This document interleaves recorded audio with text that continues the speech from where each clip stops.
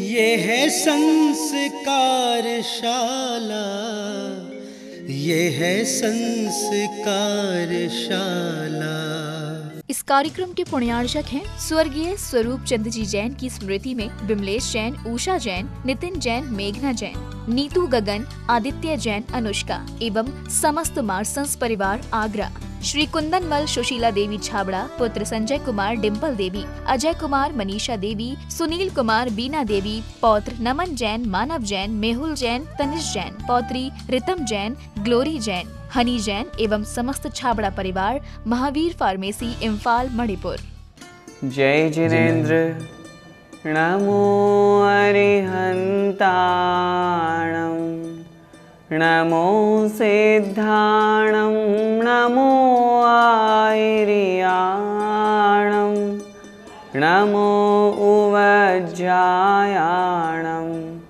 नमो लोये सवसाहूणं।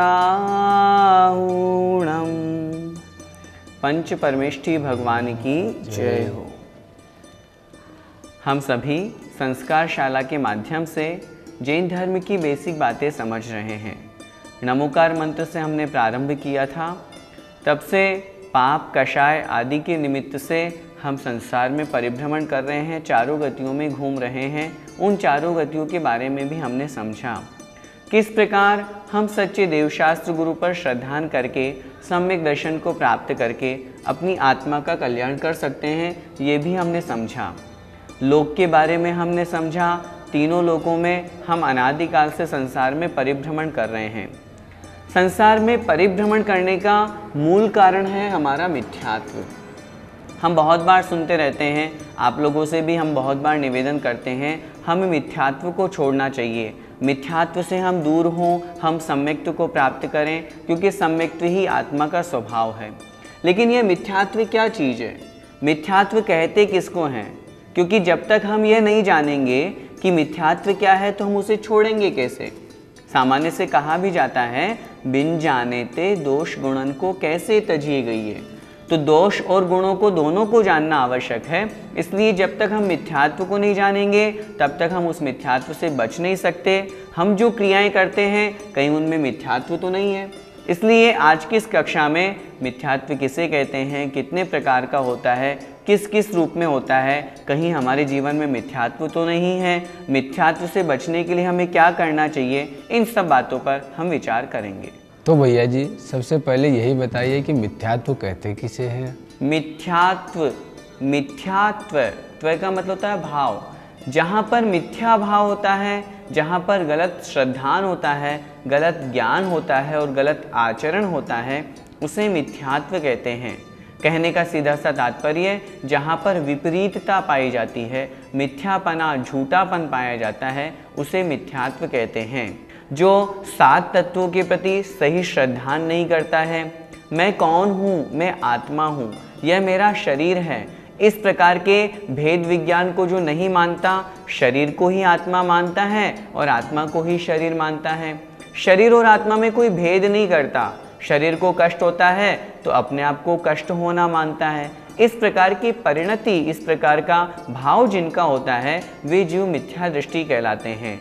वे मिथ्या दृष्टि मिथ्यात्व के प्रभाव से कहलाते हैं। तो सीधा सा तात्पर्य हुआ, जहाँ पर गलत श्रद्धान, मिथ्या श्रद्धान, उसके साथ में ज्ञान भी गलत होता है और आचरण रूप जो क्रिया है वो भी जहाँ पर मिथ्या होती है, गलत होती है, सही नहीं होती है, उसे ही मिथ्यात्व कहते हैं। तो भैया जी इस मिथ्यात्व के कितने भेद होते हैं, जरा उन भेदों को भी समझाइए।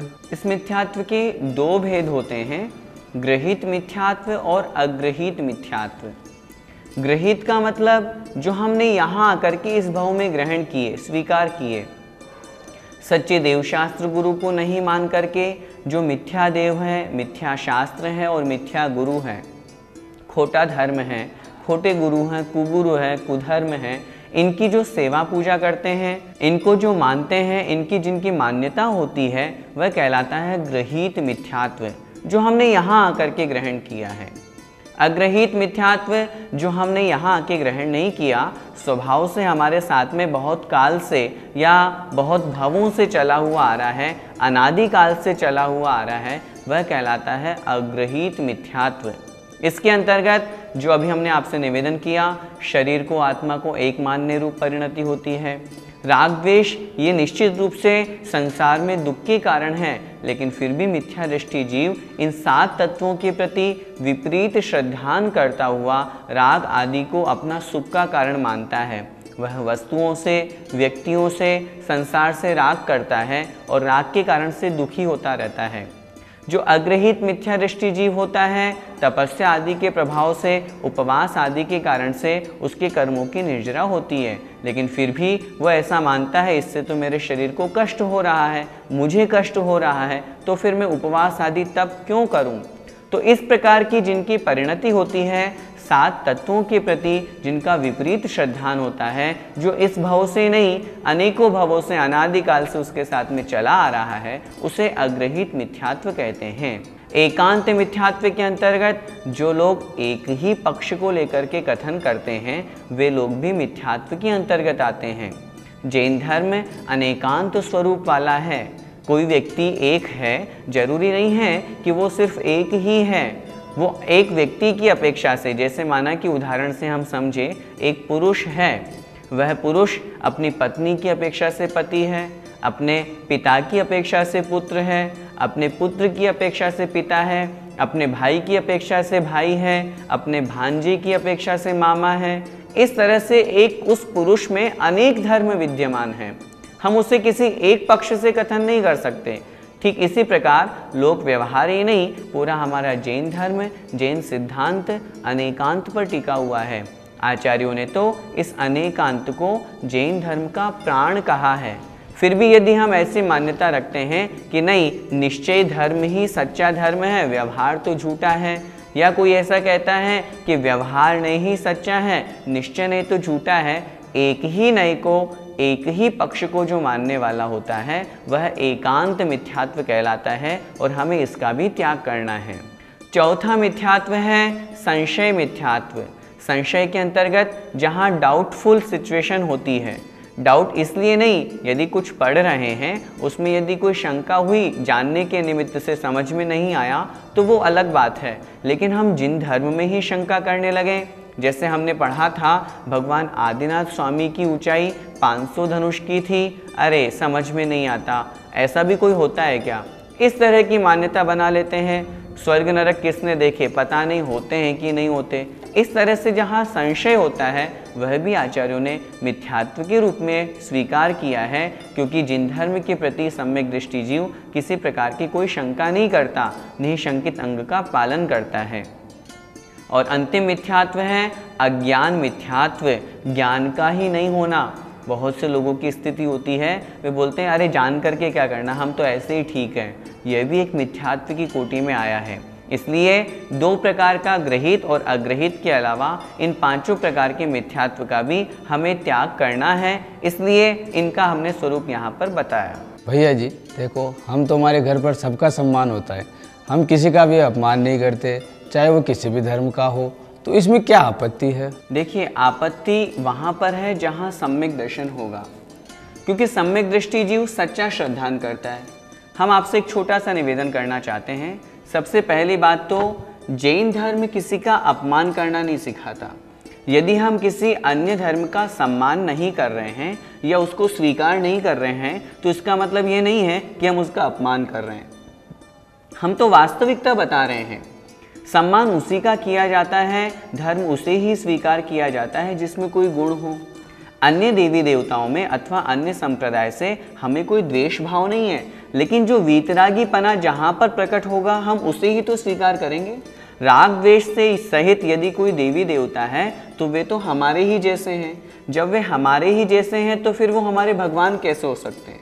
जो वीतरागी है उनका स्थान सर्वोच्च है। रागी द्वेषी को हमारे यहाँ पर पूजनीय नहीं कहा, क्योंकि वे हमारे ही जैसे संसारी है, और जब हमारे ही जैसे हैं तो फिर वे हमारे भगवान कैसे हो सकते हैं? भगवान तो वही होंगे जो राग द्वेष से रहित वीतरागी होते हैं। भैया जी आपकी ये बातों में समझ में आ गई, लेकिन वीतरागी भगवान तो कुछ देते नहीं हैं। सरागी देवी देवता से हमें सब कुछ मिल जाता है, हमारे काम पूरे हो जाते हैं, तो उनकी पूजा करने में क्या आपत्ति है? सबसे पहली बात तो हम यह बिल्कुल स्वीकार करते हैं कि वीतरागी भगवान कुछ देते नहीं हैं, लेकिन हम इस बात को स्वीकार नहीं करते कि सरागी देवी देवताओं से सब कुछ मिल जाता है। सरागी देवी देवता क्या किसी को कुछ देने लेने के अधिकारी हैं? पहले हम इस विषय पर विचार करें। हाँ, हमारे कष्टों को दूर कर सकते हैं, हमें कुछ भोग सामग्री, सुख सामग्री प्रदान कर सकते हैं, लेकिन यदि हम सरागी देवी देवताओं की पूजा करेंगे तो हमारा मिथ्यात्व ही बढ़ेगा। और सरागी देवी देवताओं की जो पूजा करते हैं उनके कोई कष्ट दूर नहीं होते, उन्हें कोई सुख सामग्री प्राप्त नहीं होती। जो वीतरागी भगवान की पूजा अर्चना करते हैं उन वीतरागी भगवान के माध्यम से देवी देवता आते हैं और उन भक्तों के कष्टों को दूर करते हैं। मैं आपसे एक छोटा सा निवेदन करना चाहता हूँ, शास्त्रों में आप ऐसा एक भी आगम प्रमाण मुझे बता दीजिए जिसमें ऐसा लिखा हुआ हो कि यदि कोई राजा थे, उनके ऊपर कष्ट हुआ, उन्होंने उन देवी देवताओं को बुलाया और उनके कष्ट दूर हो गए। आचार्य मानतुंग स्वामी को ले लो, चाहे विशापाहार स्तोत्र के रचयिता कवि धनंजय को ले लो, चाहे किसी भी तरह से वादिराज मुनि महाराज को कुष्ठ रोग हुआ था, सभी भगवंतों ने, सभी आचार्यों ने, बड़े बड़े ऋषि मुनियों ने वीतरागी भगवान की ही आराधना करी। आचार्य मानतुंग स्वामी महाराज ने किनकी आराधना की थी? आदिनाथ भगवान की। भक्तामर स्तोत्र उन्होंने लिखा, लेकिन उनकी रक्षा करने के लिए कौन आई? चक्रेश्वरी देवी आई। तो उन्होंने देवी की आराधना नहीं करी। भगवान पार्श्वनाथ स्वामी तो अपने आत्म ध्यान में लीन थे, उनकी रक्षा करने के लिए कौन आई? पद्मावती देवी आई। तो उनकी रक्षा करने के लिए, उनकी सेवा करने के लिए वो देवी आई, लेकिन क्या इन्होंने भगवान को छोड़ करके इन देवी देवताओं की आराधना की? क्या नहीं करी। सरागी देवी देवताओं को पूजने से कुछ नहीं होगा, वीतरागी भगवान के निमित्त से हमारे 3 काम बनते हैं। सबसे पहला है, हमारा असाता जो दुख रूप है वह साता में कन्वर्ट हो जाता है। दूसरा काम है, हमारा जो पाप कर्म का अनुभाग तीव्र था, जो हमें बहुत दुख देने वाला था, वो मंद होकर के उदय में आता है। और तीसरा, पुण्य का, अतिशय पुण्य का बंध होता है। भगवान जिनेंद्र देव की आराधना करने से ये देवी देवता विचार करते हैं कि हमारे साधर्मी पर यह संकट आया हुआ है और हमारी शक्ति है उसे दूर करने की, तो हम उसे दूर कर सकते हैं, और उसे दूर करने के लिए वे देवी देवता आते हैं। लेकिन साक्षात यदि हम देवी देवताओं की पूजा अर्चना करते हैं, उससे हमारा मिथ्यात्व ही बढ़ता है, कष्ट दूर नहीं होता, और मिथ्यात्व के बढ़ने से कष्ट ही होता है। इसलिए हमें वीतरागी जिनेंद्र भगवान की, नवदेवताओं की, पंच परमेष्ठी की, सच्चे देवशास्त्र गुरु की ही पूजा अर्चना करनी चाहिए, अन्य की नहीं। भैया जी, हम रागी द्वेषी कुदेवों को तो मानते नहीं हैं, लेकिन कभी मित्रों के साथ हम इनके मंदिरों में घूमने चले जाते हैं, तो इसमें भी कोई आपत्ति है क्या? सबसे पहले तो जो सम्यक दृष्टि जीव होता है वो कभी अन्य कुदेवी देवताओं के मंदिरों में भी नहीं जाता, क्योंकि सम्यक दर्शन के अतिचार में आचार्यों ने शास्त्रों में लिखा है, यदि कोई व्यक्ति अन्य मत की मन से भी प्रशंसा करता है या वचनों से भी उसके बारे में अच्छी प्रशंसा सूचक शब्द बोलता है, तो उसके सम्यक दर्शन में दोष लगता है। सम्यक दृष्टि जीव उन देवी देवताओं को प्रणाम भी नहीं करता और विनय भी नहीं करता। अब आप कह रहे हैं मित्रों के साथ यदि अन्य मंदिरों में जाते हैं तो फिर हाथ तो जोड़ना पड़ेगा। अगर आप हाथ जोड़ते हैं तो उनकी विनय हो गई, आप हाथ नहीं जोड़ेंगे तो अपने फ्रेंड्स लोगों के साथ में आपको ऑकवर्ड लगेगा। तो इसलिए सबसे बेहतर तो यही है, न जाएं। फिर भी यदि कदाचित आप जाते हैं तो वहाँ पर आप सामान्य रूप से देखें रहें, लेकिन अन्य देवी देवताओं को हाथ जोड़ेंगे तो आपको मिथ्यात्व का दोष तो लगेगा ही लगेगा। इस बात का हमें ध्यान रखना चाहिए। भैया जी, आपकी सभी बात तो समझ में आ गई, लेकिन एक जिज्ञासा हो रही थी कि कोई महिला है, अब उस महिला का तो मिथ्या कुदेवों को मानने का त्याग है, लेकिन वो ससुराल में उसके ससुराल वाले सभी उसको मानते हैं, कुदेवों को मानते हैं। ऐसी परिस्थिति में वो क्या करे? आपका प्रश्न उचित है। यदि कोई महिला अपने स्वयं तो त्याग कर चुकी, लेकिन ससुराल में अन्य लोग मिथ्यात्व को मानते हैं, ऐसी स्थिति में क्या करें? देखो, सबसे बड़ी बात तो है, यदि वो महिला, यदि वो माता बहन सम्यक्त्व पर विश्वास करती है, सच्चे देवशास्त्र गुरु पर विश्वास करती है, तो उसे अन्य देवी देवताओं को किसी भी रूप में स्वीकार नहीं करना। उसे तो स्वयं अपना दृढ़ श्रद्धान रखना है। यही तो सम्यक दृष्टि जीव की पहचान है। चाहे वह अच्छी अवस्था हो, चाहे गलत अवस्था, बुरी अवस्था हो, दोनों में वो साम्य भाव रखे। तो सबसे पहले तो हम उन्हें समझाएं। अगर वो समझ जाते हैं तो बहुत अच्छी बात है, यदि फिर भी नहीं समझते हैं तो आप तो साम्य भाव रखें। ऐसा नहीं कि उनके देखा देखी में आप भी मिथ्यात्व के अंतर्गत आ जाएं। आप भी रानी चेलना जैसे बन करके, जैसे रानी चेलना ने अपने पति राजा श्रेणिक को सुधार दिया था, आप भी तो सुधार सकते हैं। मैना सुंदरी की जैसे आप भी अपने जीवन में जिन धर्म को स्वीकार करके उसके ऊपर पक्का विश्वास करके उनकी दृष्टि को बदलने की सामर्थ्य रखते हैं। और वैसे भी माताओं में तो, स्त्रियों में तो बड़ी शक्ति होती है। इसलिए सभी माताओं बहनों से मेरा यही निवेदन है, आप स्वयं भी मिथ्यात्व को छोड़ करके सम्यक्त्व को स्वीकार करें और अपने पूरे परिवार को मिथ्यात्व छुड़ा करके उन सभी को सम्यक दृष्टि बनाने का प्रयास करें। भैया जी, आपने मिथ्यात्व के बारे में बताया, ये सब तो हमें बहुत अच्छे से समझ में आ गया, लेकिन एक जिज्ञासा और है, इस पाठ से हमें क्या शिक्षा लेनी चाहिए और किस किस प्रकार से हम मिथ्यात्व को छोड़ सकते हैं, ये और बताइए। देखिए, मिथ्यात्व हमारे जीवन में बहुत तरह से है। सिर्फ मिथ्या देवी देवताओं को पूजना ही मिथ्यात्व नहीं है। यदि हम नवरात्रा मनाते हैं, क्योंकि नवरात्रा हमारे जैनियों का पर्व नहीं है, ये तो अन्य जैनेतरों से लिया हुआ है। नवरात्रा मनाते हैं, उसमें उपवास आदि करते हैं। यदि कोई रात्रि जागरण करता है, बहुत से लोग हैं जैनियों में जो रात को रात जगाते हैं, भोग लगाते हैं। इसके अलावा माताओं बहनों से मेरा विशेष निवेदन है, अन्य संप्रदाय से मिक्सिंग हो करके करवा चौथ आदि की जो व्रत हैं, तो इस तरह से ये भी मिथ्यात्व हमारे जीवन में है। अन्य देवी देवताओं को, रागी द्वेषी देवी देवताओं को पूजना तो छोड़ना ही है, खोटे गुरुओं के पास जाना तो छोड़ना ही है। जो गुरु साधु शिथिलाचारी हैं, भ्रष्टाचारी हैं, गुरु आज्ञा में नहीं है, एकल विहारी हैं, वे भी खोटे गुरु की कोटि में आएंगे। तो जो ऐसे साधु हैं उनको भी हमें छोड़ना है।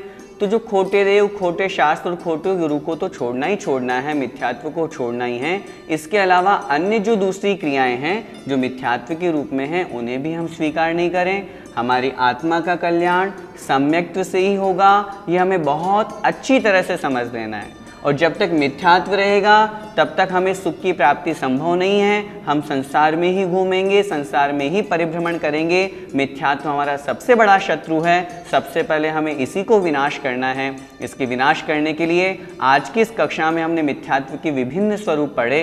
कहीं हमारे जीवन में यह मिथ्यात्व तो नहीं है? यदि है तो हमें आज ही संकल्प लेना है। सभी लोगों से मेरा निवेदन है, आज ही मंदिर में जाकर के गुरु महाराज के चरणों में जाकर के निवेदन करें, हम मिथ्यात्व का पूर्ण रूप से त्याग करते हैं, ताकि हमारे जीवन में सम्यक्त्व का प्रवेश हो। और यदि सम्यक्त्व आ गया तो ज्ञान चारित्र के साथ में हम मोक्ष मार्ग पर आगे बढ़ें। इसी मंगलमय भावना के साथ जय जिनेंद्र।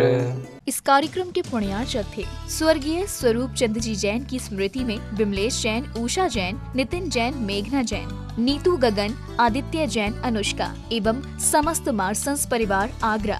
श्री कुंदनमल सुशीला देवी छाबड़ा, पुत्र संजय कुमार, डिम्पल देवी, अजय कुमार, मनीषा देवी, सुनील कुमार, बीना देवी, पौत्र नमन जैन, मानव जैन, मेहुल जैन, तनिष जैन, पौत्री रितम जैन, ग्लोरी जैन, हनी जैन एवं समस्त छाबड़ा परिवार, महावीर फार्मेसी, इम्फाल, मणिपुर। ये है संस्कारशाला, ये है संस्कारशाला।